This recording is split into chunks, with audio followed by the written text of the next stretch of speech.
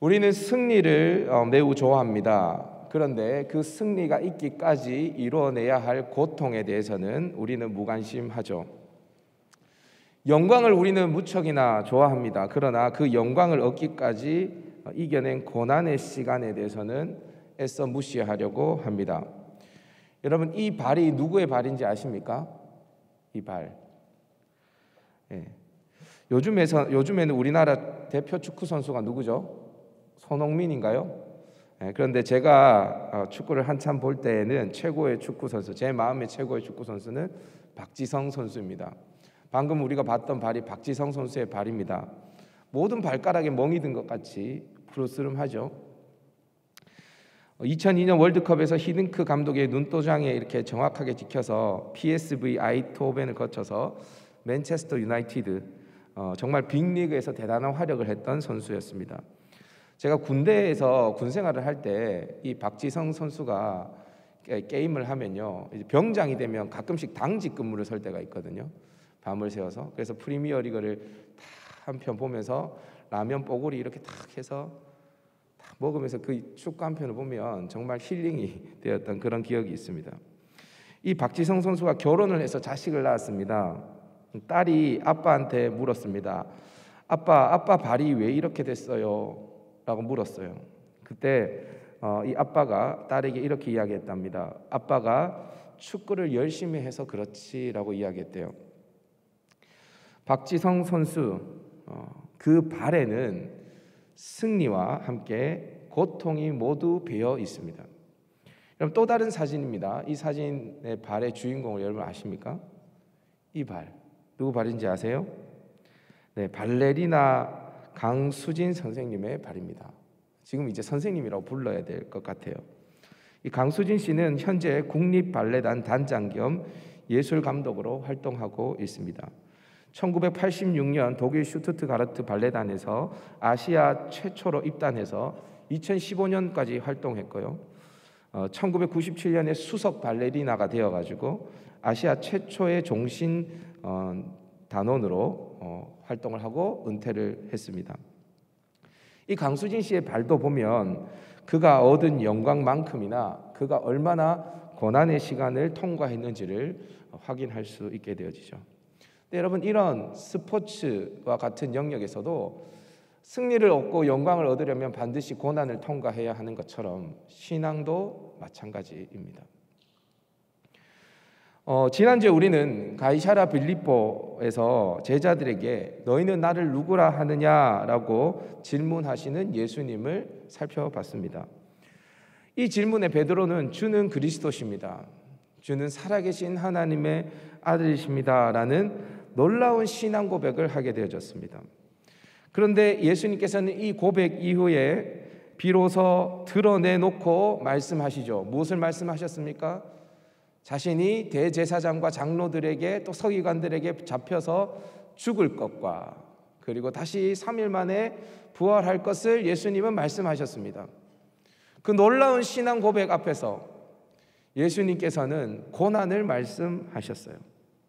그러니까 이 이야기를 들은 베드로가 예수님을 막 붙들고 항변하지 않습니까? 예수님을 꾸짖습니다. 예수님, 그러시면 안 됩니다. 베드로가 이렇게 한 이유는 베드로가 하나님의 일을 생각하지 않고 여전히 사람의 일을 생각했기 때문입니다. 예수님을 따르는 길은 자기를 부인하고 십자가를 지는 것임을 예수님께서는 베드로를 꾸짖으신 후에 말씀하셨습니다. 목숨을 구원하고자 하면 잃을 것이고 잃고자 하면 구원을 받는다라고 말씀하셨죠. 자, 그러면서 예수님께서 제자들에게 오늘 본문 1절에 이런 말씀을 남기십니다. 우리 1절 한번 읽어보도록 하십시다. 시작. 또 그들에게 이르시되 내가 진실로 너희에게 이르노니 여기 서 있는 사람 중에는 죽기 전에 하나님의 나라가 권능으로 임하는 것을 볼 자들도 있느니라 하시니라. 네, 십자가의 죽음을 예수님께서 말씀하시고 이어서 예수님은 여기에 서 있는 사람들 중에 죽기 전에 하나님의 나라가 권능으로 임하는 것을 볼 자가 있다라고 말씀하십니다. 이 말씀을 하시고 6일이 지났습니다. 엿새가 지났습니다. 2절을 한번 보십시오. 엿새가 지났다라는 이야기를 하고 있습니다. 그러니까 앞에 있는 이야기와 이 엿새가 지난 이후에 일어난 이야기는 따로 떨어진 이야기가 아닙니다. 예수님께서 엿새가 지난 이후에 앞에서 이야기했던 그 제자들에게 이야기했던 고난에 대해서 지금 다시 이 변화산에서 이야기를 하고 계시는 겁니다. 예수님은 베드로와 야고보, 요한 세 명의 제자들을 데리고 높은 산에 오르십니다. 그런데 그때 어떠한 일이 일어나냐? 제자들 앞에서 예수님이 변형되셨다. 성경은 이렇게 이야기합니다. 여기에서 변형되었다라는 단어는 수동태로 기록되어져 있습니다. 그러니까 예수님이 스스로 변화하신 것이 아니라 하나님께서 예수님에게 하나님의 위엄을 드러내고 그의 신성을 나타내셨다라는 것입니다. 오늘 본문 3절을 보니까 예수님의 옷에 광채가 나고요, 세상에서 빨래하는 자가 희게 할 수 없을 만큼 매우 희어졌다라고 이야기합니다. 마태복음 17장 2절을 보니까 예수님의 얼굴이 해와 같이 빛나고 옷도 빛과 같이 희어졌다라고 이야기합니다. 근데 이게 다가 아닙니다. 오늘 본문 7절을 보니까 구름이 와서 그들을 덮습니다. 여러분, 구름이 와서 덮어요. 여러분, 구름이 와서 덮는다는 게 무슨 의미를 나타내는 거죠? 여러분, 구약 성경에 보면 시내산에서 하나님께서 임재하실 때 성경이 뭐라고 이야기하냐면 빽빽한 구름이 시내산을 덮었다 이렇게 이야기합니다. 빽빽한 구름이 시내산을 덮었어요. 또 회막을 모세가 짓고 난 다음에 성막을 완성하니까 성막에도 구름이 덮입니다. 출애굽기 40장 34절에서 말하죠. 또 솔로몬이 성전을 다 완공합니다. 그때도 제사장이 능히 서서 섬기지 못할 정도로 구름이 성전을 가득 덮게 되어집니다. 여러분, 이게 다 뭡니까? 구름이 덮이는 이유가 뭐죠? 하나님의 영광이 그 가운데 가득 임재할 때 구름이 덮이게 되어집니다. 하나님의 영광의 임재를 말하는 것이죠. 그렇게 구름이 덮이더니 이제 소리가 들리기 시작합니다. 그 구름 속에서 소리가 들립니다. 우리 7절 말씀 읽어볼까요? 7절 시작. 마침 구름이 와서 그들을 덮으며 구름 속에서 소리가 나되 이는 내 사랑하는 아들이니 너희는 그의 말을 들으라 하는지라. 구름 속에서 어떤 소리가 들립니까? 이는 내 사랑하는 아들이니 너희는 그의 말을 들으라. 이 사건을 경험한 베드로가요, 베드로 후서 1장 16절에서 18절까지 뭐라고 이야기하면 이렇게 이야기합니다. 우리 다 같이 한번 읽어볼까요? 시작. 우리는 그의 크신 위엄을 친히 본 자라. 지극히 큰 영광 중에서 이러한 소리가 그에게서 나기를 이는 내 사랑하는 아들이요 내 기뻐하는 자라 하실 때에 그가 하나님 아버지께 존귀와 영광을 받으셨느니라. 이 소리는 우리가 그와 함께 거룩한 산에 있을 때에 하늘로부터 난 것을 들은 것이라. 아멘. 그러니까 지금 베드로와 야고보, 요한이 뭘 본 겁니까? 하늘의 영광을 본 겁니다. 하나님의 나라가 이 땅에 임하는 이 사건을 직접 목도하게 되어진 거죠.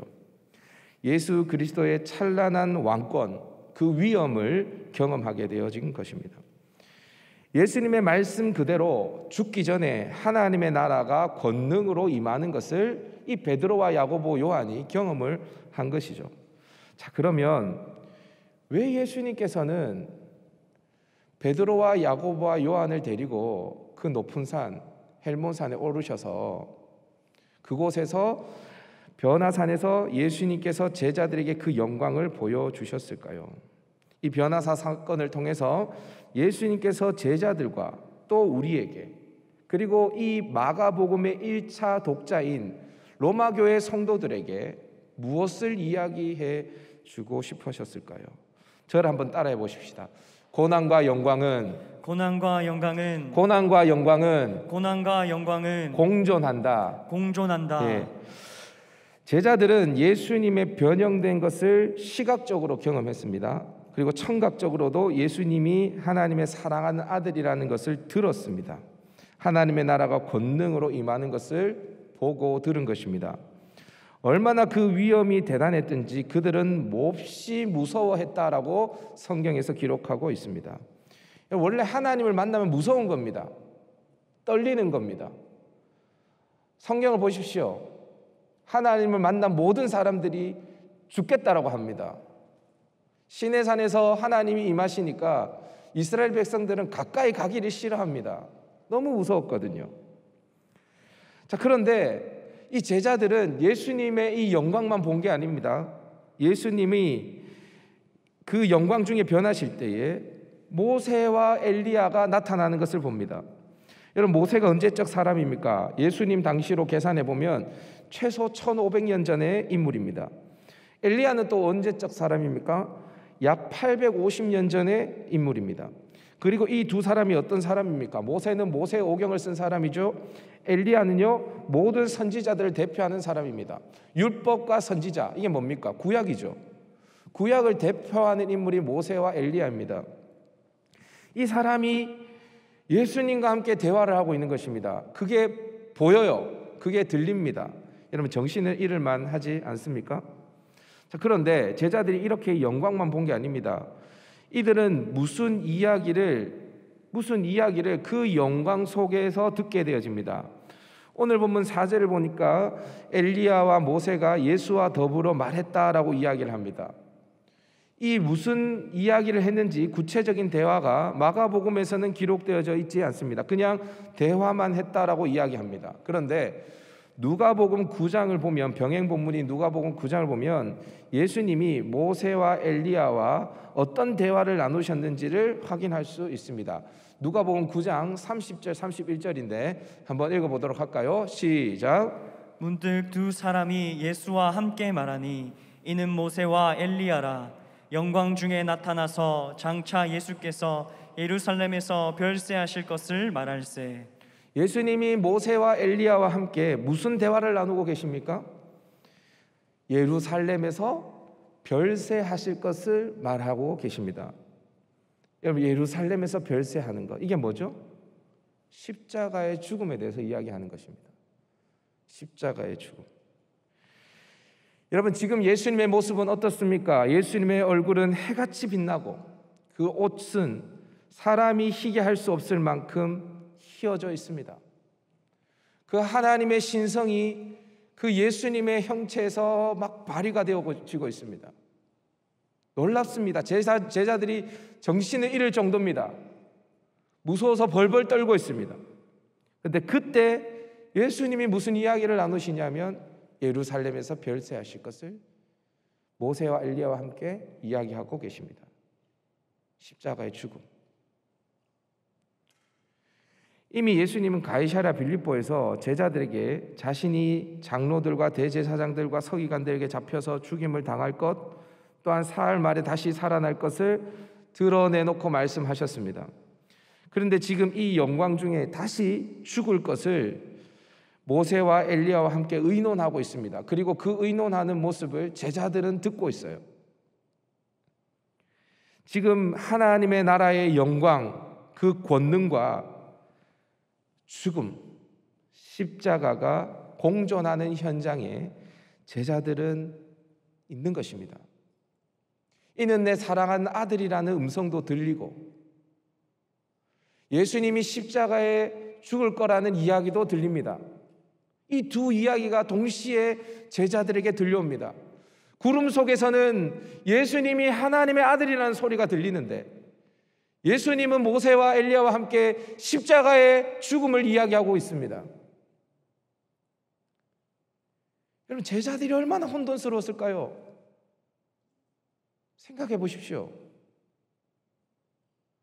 아니, 예수님이 하나님의 아들인 거야? 아니면 예수님은 죽는 거야? 뭐지? 내가 아는 메시아는 그런 메시아가 아닌데, 내가 아는 그리스도는 다윗과 같이 우리나라를 구원해 줄 그 전능한 왕인데 그 메시아가 죽는다니 뭐지? 했을 것 아니겠습니까? 여러분, 왜 예수님께서 제자들을 데리고 이 높은 산에 오르셨을까요? 왜 그곳에서 변형되셨을까요? 그리고 왜 그곳에서 그 찬란한 영광 속에 십자가의 죽음에 대해서 말씀하셨을까요? 하나님의 나라는 영광만 있는 것이 아니라 고난이 함께 공존한다는 것을 제자들에게 가르쳐주고 싶으셨던 것입니다. 십자가의 죽음으로 마침내 승리하시는 이 역설적인 하나님의 나라를 제자들에게 보여주고 싶으셨던 것이죠. 그리고 그 길을 제자들에게도 요청하고 있는 것입니다. 구름 속에서 이는 내 사랑하는 아들이니 너희는 그의 말을 들으라 라는 소리가 제자들에게 들렸습니다. 그런데 너희는 그의 말을 들으라 라는 말을 원어로 살펴보면 그냥 예수님의 말을 들으라는 이야기가 아닙니다. 그를 들으라는 이야기입니다. 예수를 들으라는 얘기입니다. 예수의 말을 들으라는 게 아닙니다. 이게 무슨 말일까요? 예수를 들으라. 그게 무슨 말일까요? 그 예수를 따라가라는 것입니다.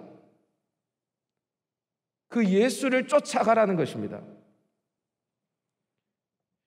구름이 덮인 그 영광 속에 십자가의 길을 걸어가고 있는 예수를 따라가라는 것입니다. 로마서 8장에서 바울은 다음과 같이 말씀을 하죠. 우리 한번 읽어볼까요? 시작. 우리가 그와 함께 영광을 받기 위하여 고난도 함께 받아야 할 것이니라. 아멘. 바울이 뭐라고 이야기합니까? 우리가 그와 함께 영광을 받기 위하여 모두 함께 받아야 된다고요? 고난도 함께 받아야 한다는 것입니다. 결코 고난과 영광은 따로 뗄 수 없다는 것입니다. 11절을 보면 제자들이 메시아가 오기 전에 엘리야가 와야 한다라고 서기관들이 말하는데 이거 어떻게 된 겁니까? 라고 이야기해요. 예수님께서는 12절 13절에 다음과 같이 말씀합니다. 한번 읽어볼까요? 시작. 이르시되 엘리야가 과연 먼저 와서 모든 것을 회복하거니와 어찌 인자에 대하여 기록하기를 많은 고난을 받고 멸시를 당하리라 하였느냐. 그러나 내가 너희에게 이르노니 엘리야가 왔으되 기록된 바와 같이 사람들이 함부로 대우하였느니라 하시니라. 여러분 이게 무슨 말이냐면 제자들은 이런 의문이 있었던 겁니다. 메시아가 오면 이 하나님의 나라, 이 세상 가운데 질밥혔던 이 이스라엘이 회복될 것이다 라는 기대가 있었습니다. 그리고 그 메시아가 오기 전에는 선지 엘리야가 올 것이라는 성경의 가르침이 있기 때문에 엘리야가 와야 된다라고 이야기합니다. 그렇게 믿었어요. 그런데 지금 베드로와 야고보와 요한 눈 앞에 지금 누가 있습니까? 엘리야가 있는 겁니다. 엘리야가. 아니 엘리야가 와야 된다라고 이야기했는데 자기들의 눈에 엘리야가 있고, 그죠? 자기들의 눈에 엘리야가 있고, 그리고 이 엘리야가 오면 또 메시아가 오면 이 나라가 회복된다고 하는데 이거 뭐 어떻게 된 겁니까? 제자들이 물어보는 거예요. 예수님께서 뭐라고 이야기하냐면 이렇게 이야기하는 겁니다. 엘리야가 왔다는 겁니다. 그 엘리야가 누구냐? 세례 요한이다. 근데 너희가 이 이스라엘 백성들이 함부로 대했다는 거예요. 그래서 세례 요한은 소녀의 춤사위에 목이 베어서 죽게 되어지죠. 예수님께서 이렇게 이야기합니다. 맞다. 메시아가 오면 회복되어질 것이다. 그런데 성경에서는 동시에 말하지 그 메시아 인자가 많은 고난을 받고 멸시를 당하리라고 성경이 기록하지. 지금 예수님께서 뭘 이야기하냐면 하나님의 나라가 임하면 회복만 이루어지는 것이 아니라 그 회복을 위해서 메시아는 고난을 당해야 된다는 겁니다. 세례 요한은 목 베어 죽임을 당했습니다.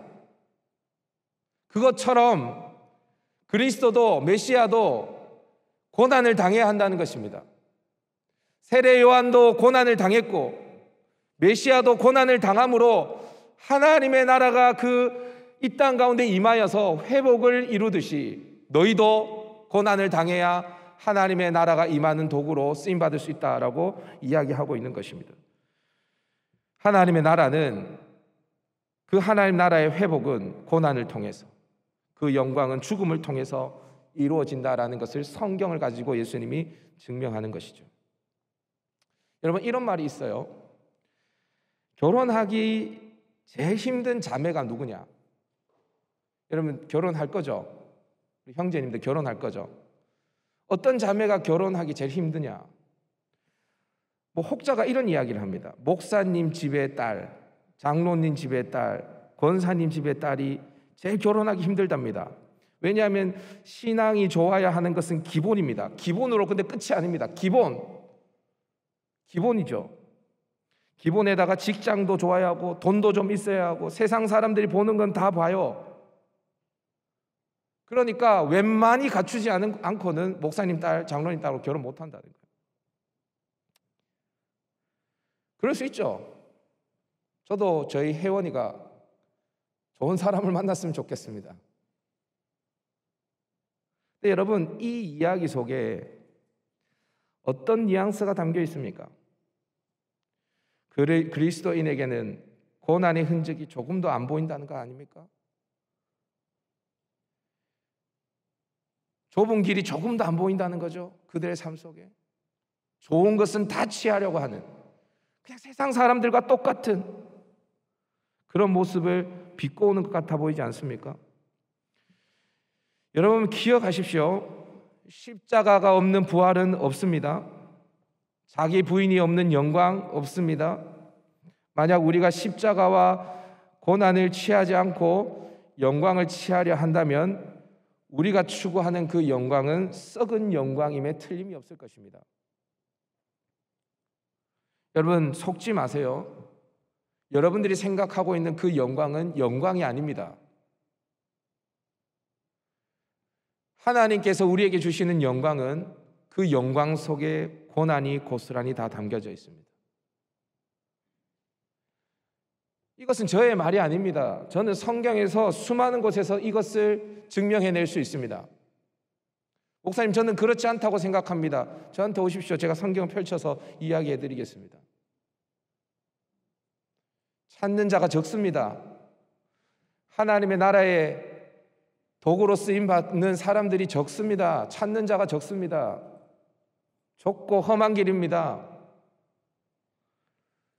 여러분, 예수 믿는 것은 분명히 우리에게 복입니다. 그런데 절대 쉬운 길이 아닙니다. 다시 여러분들에게 말씀드립니다. 교회 나온다고 구원받는 거 아닙니다. 교회 나온다고 예수 믿는 거 아닙니다. 교회 나오는 종교인으로 살지 마세요. 한국교회 그런 사람들 많습니다. 여러분들까지 머리 하나 더 보탤 필요가 없어요. 이 십자가와 영광을 동시에 취할 수 있는 하나님의 백성 될 수 있기를 바랍니다. 자, 그러면 이렇게 영광과 고난을 동시에 취하기 위해서 예수님을 따라가기 위해서 우리에게 요구되어지는 것이 뭘까? 어떻게 하면 이 길을 걸어갈 수 있을까? 저를 한번 따라해 봅시다. 믿음이 필요하다. 믿음이 필요하다. 뭐가 필요하다고요? 믿음이 필요하다. 믿음이 필요합니다. 예수님과 3명의 제자들이 이제 변화산에서 내려옵니다. 내려왔더니 나머지 제자들이 사람들에게 둘러싸여 있는 겁니다. 그 중에는 서기관들이 있었는데 서기관들이 제자들에게 뭔가 꾸짖고 있는 것 같습니다. 제자들이 몰려 있는 듯한 느낌입니다. 보니까 어떤 사람이 귀신 들린 아들을 데리고 와서 제자들에게 고쳐달라고 한 거예요. 그런데 이 귀신을 제자들이 쫓아내지 못한 것입니다. 당연히 서기관들이 가만히 있지 않죠. 예수님을 비난했던 이 서기관들은 예수님의 제자들에게도 비난을 쏟아붓습니다. 너희들 예수 제자지? 저것 봐, 아무것도 못하잖아. 쟤네들 아무 능력이 없어. 제자들을 조롱했을 것입니다. 이때 예수님은 그곳에 있는 사람들을 향해 믿음이 없는 세대여라고 말씀하십니다. 그들의 믿음 없음을 책망하십니다. 서기관만 책망하신 것이 아닙니다. 믿음이 없는 세대는 거기에 있는 모든 사람들입니다. 제자들을 포함해서. 그리고 그 사람이 언제 귀신이 들렸는지 물으십니다. 여러분, 예수님이 몰라서 물으실까요? 다 아셨죠? 그런데 예수님께서 이렇게 물으시는 이유는 그 사람의 반응을 보고 싶으셨던 것입니다. 이에 이 귀신 들린 자의 아비는 예수님께 하실 수 있거든 우리를 불쌍히 여겨달라고 합니다. 하실 수 있거든. 이때 예수님의 그 유명한 말씀이 등장하게 되어지죠. 우리 23절 말씀 읽어보십시다. 시작. 예수께서 이르시되 할 수 있거든이 무슨 말이냐? 믿는 자에게는 능히 하지 못할 일이 없느니라 하시니. 예수님은 할 수 있거든이라고 말하는 사람에게 그게 뭐냐, 그게 믿는 자에게는 능히 하지 못할 일이 없다라고 말씀하시면서 그들의 믿음을 촉구하고 있습니다. 이 아이의 아버지는 소리를 지르면서 자신의 믿음 없음을 도와달라고 요청합니다. 그러니 예수님께서 귀신을 쫓아내 주시죠. 사탄의 졸개인 귀신에 사로잡힌 한 영혼이 귀신의 지배에서 벗어나서 자유하게 되어지는 순간입니다. 여러분, 이게 뭐냐면 지금 이 한 사람에게 하나님의 나라가 임하는 것을 보여주는 것입니다. 하나님의 나라가 권능으로 그 사람에게 임한 거예요. 그래서 귀신이 떠나간 겁니다. 그냥 귀신이 떠나간 게 아닙니다. 그냥 귀신이 떠나가는 게 아니에요. 하나님의 영이 그를 사로잡게 되어지니까 귀신이 떠나가는 것입니다. 근데 여러분, 이렇게 이 한 영혼에게 하나님의 나라가 임하도록 할 때 예수님께서 그 사람에게, 그에게 요구하신 것이 무엇이었습니까? 믿음 하나밖에 없습니다. 믿음 하나. 여러분, 그러면 믿음이 뭡니까? 뭘 믿는 믿음이 믿음입니까? 누구를 향한 믿음입니까? 바로 예수님을 향한 믿음이죠. 예수님을 믿는 것이 믿음입니다. 예수님, 당신은 뭐든지 하실 수 있습니다. 예수님이 말씀하시면 이 귀신은 반드시 떠나갑니다. 나를 불쌍히 여겨주십시오. 이게 믿음입니다. 이 믿음만 있으면 된다는 거예요. 예수님은 귀신을 쫓아내고 난 다음에 제자들과 함께 집으로 들어가십니다. 이때 제자들이 예수님께 묻습니다. 예수님, 왜 우리는 귀신을 쫓아내지 못했습니까? 이때 예수님께서 이렇게 말씀하시죠. 이 구절 역시 굉장히 유명한 구절인데 29절 말씀 한번 읽어보십시다. 시작. 이르시되 기도 외에 다른 것으로는 이런 종류가 나갈 수 없느니라 하시니라. 여러분, 이 구절을 그냥 우리가 단편적으로 이해하면 기도로 귀신을 쫓아낼 수 있다, 기도의 중요성을 이야기하는 것 같습니다. 그런데 여러분, 이 말씀은 조금 더 우리가 깊게 생각해 봐야 합니다. 여러분, 우리가 누구에게 기도합니까? 우리가 누구에게 기도하는 거예요? 하나님께 기도하죠. 하나님께 왜 기도합니까? 하나님이 기도를 들으시고 들으실 뿐 아니라 그분은 하나님이시기에 당연히 그 기도에 응답할 능력이 있는 분이라는 것을 믿을 때에 기도하는 것 아닙니까? 그러니까 믿음과 기도는 뗄래야 뗄 수 없는 것입니다. 믿음이 기도로 표출되어지는 것입니다. 그래서 오늘 우리가 읽진 않았지만 마태복음 병행 본문인 마태복음 17장 20절에서는 이 부분을 다음과 같이 말씀하고 있습니다. 다 같이 읽어봅니다. 시작. 이르시되 너희 믿음이 작은 까닭이니라.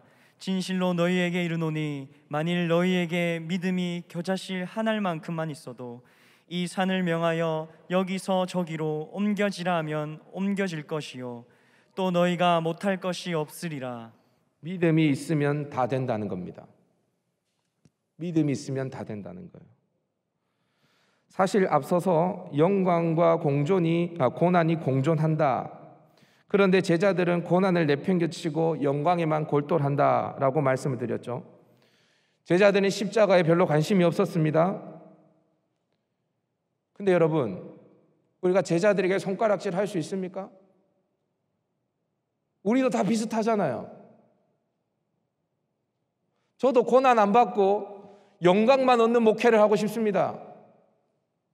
여러분들은 어떠세요? 우리 다 비슷하지 않습니까? 고난을 즐겨하는 사람이 있습니까? 예수님과 함께 영광을 받기 위해서 고난도 함께 받아야 된다라고 주님 말씀하시는데 머리로는 이해되지만 그 고난을 받기를 즐겨하지 않죠.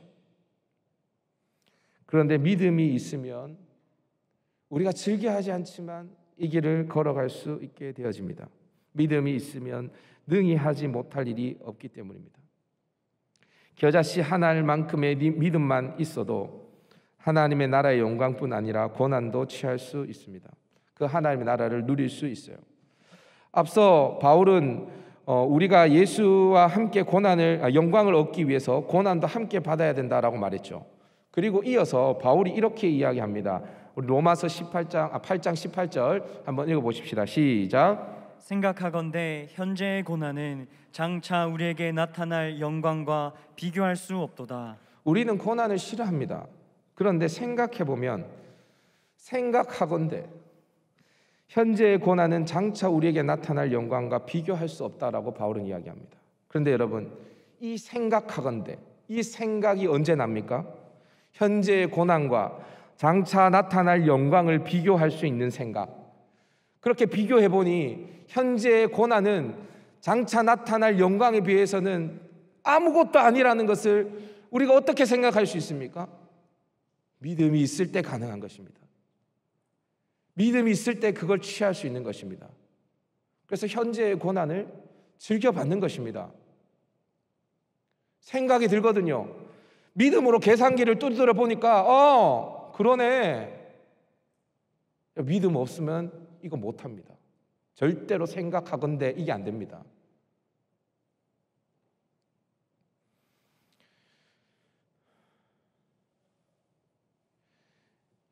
이런 믿음이 있을 때 할 수 있어요.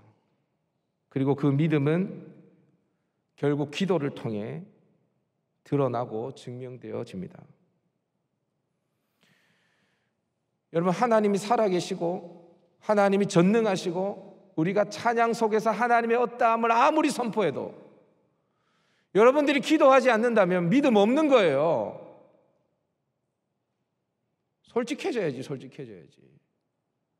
그냥 내 생각과 내 경험과 내 판단으로 다 살아가는데 그렇지 않습니까? 여러분, 우리의 힘으로는 결코 고난과 영광의 하모니를 만들어낼 수 없어요. 그런데 하나님이 우리에게 믿음을 주시면 가능해집니다. 그 믿음이 우리를 가만히 두지 않거든요. 우리를 흔들어대거든요. 생각하게 만듭니다. 우리를 현재의 고난과 장차 나타날 영광을 비교하게 만듭니다. 그래서 그 믿음의 길을 걸어가게 만들죠. 그렇게 걸어가는 게 제자의 길입니다. 그 길이 예수의 길이고요. 여러분, 이 마가복음의 1차 독자는 우리가 아니라 고난을 받고 있는 로마교회 성도들이라고 말했습니다. 마가는 하나님의 나라의 영광은 고난을 통해서 이루어진다라고 말하면서 이 로마교회 성도들에게 믿음을 가지라고 이야기하는 겁니다. 그리고 그들에게 기도하라고 이야기하는 거예요. 그러면 영광 가운데 임하는 하나님의 나라를 취할 것이다. 반드시 너희들이 이 하나님의 나라의 풍요함을, 그 오병이의 역사를 누리게 될 것이다 라고 이야기를 하면서 그들에게 이 제자의 길을 걸어갈 것을 끝까지 요청하고 있는 것입니다. 사랑하는 여러분, 하나님은 오늘 우리에게도 이 로마교회 성도들과 같이 믿음으로, 기도로 하나님의 나라를 걸어가기를 우리에게 요청하고 있습니다. 우리의 힘으로, 다시 말하지만 할 수 없습니다. 그런데 하나님께서 우리에게 믿음을 주시면 우리가 그 믿음을 가지고 기도하면서 그 전능하신 하나님의 도구로 우리가 쓰임받을 수 있습니다. 그 소망으로 나아가기를 결단하는 저와 여러분 될 수 있기를 바랍니다.